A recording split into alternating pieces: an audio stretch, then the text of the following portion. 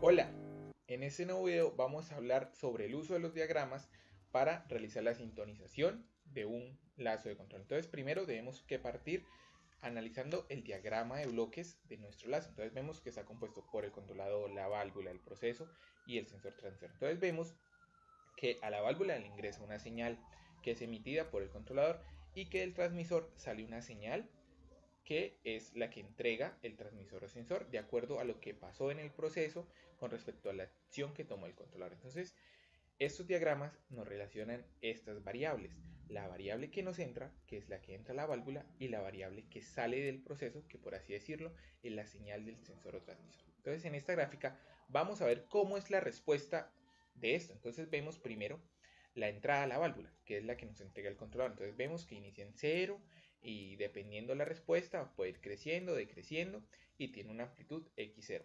Y vemos la señal de salida del transmisor que va a responder ya sea antes o después de lo que pasa en la válvula y vemos que está diferenciada. Esto se le conoce como un ángulo de fase, que es esa diferencia. Entonces, para hablar de esto, pues tenemos tres términos muy importantes. Primero, la razón de amplitud. ¿Qué es la razón de amplitud? Es el cociente entre la amplitud de la señal de salida y la señal de entrada. Es decir, es la comparación con respecto a la amplitud que tiene la señal que nos entrega el sensor transmisor y la señal que nos entrega el controlador. El segundo término importante es la razón de magnitud.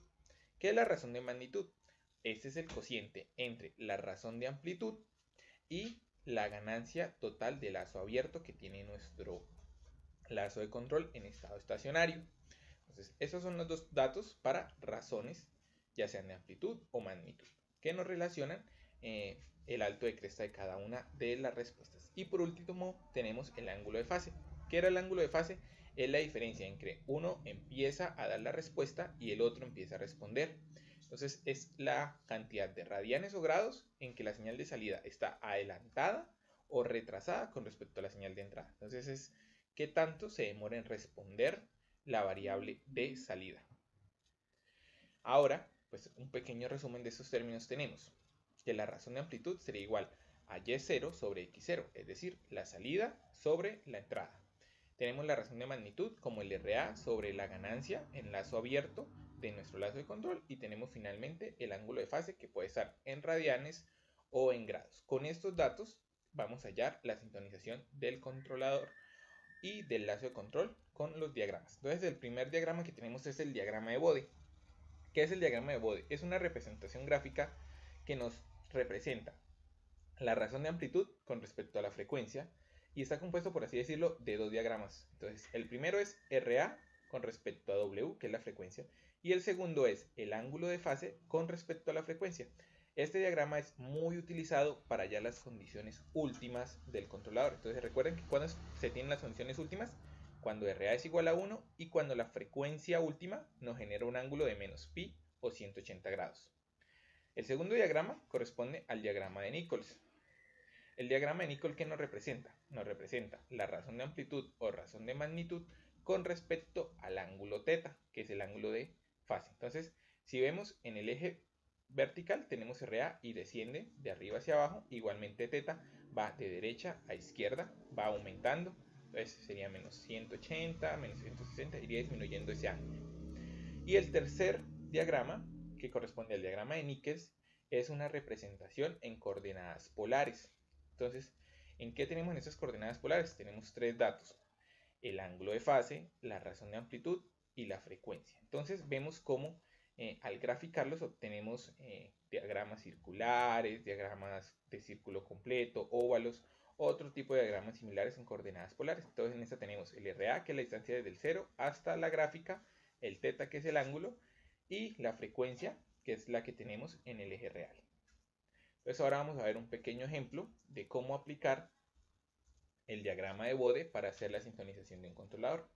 Entonces tenemos esta gráfica que nos relaciona una gráfica de Bode o diagrama de Bode para diferentes, una función de transferencia de un lazo de control. Entonces vemos cómo la primera nos relaciona, en este caso, la razón de magnitud con respecto a la frecuencia, y vemos en la parte inferior igualmente cómo está el ángulo teta con respecto a la frecuencia. Entonces ahora pues analizamos.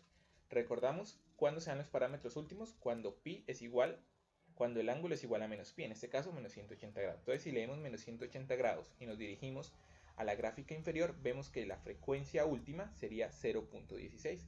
Ahora si vemos en color amarillo, la llevamos hasta la segunda gráfica, que es la de la parte superior, y la proyectamos hacia ese gráfico. Entonces, ¿qué vamos a tener ahí? Vamos a tener que la razón de magnitud es igual a 0.098.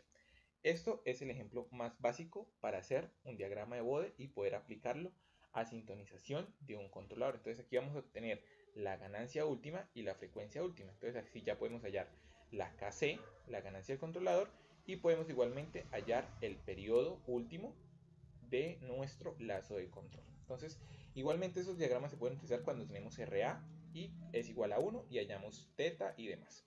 Entonces, como dijimos, la frecuencia última es igual a 0.16 radianes por segundo.